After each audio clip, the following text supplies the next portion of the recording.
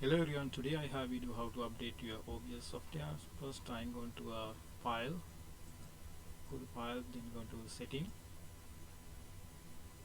You can see general section. I'm going to automatically check for updates on the startup.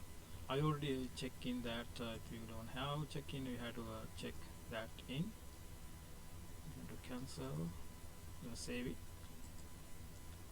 Then I'm going to help, click help.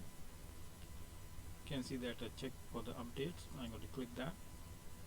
New updates available OBS Studio 29.0 features you can read, and scroll down, and I'm going to update now. OBS updated. I'm going to yes,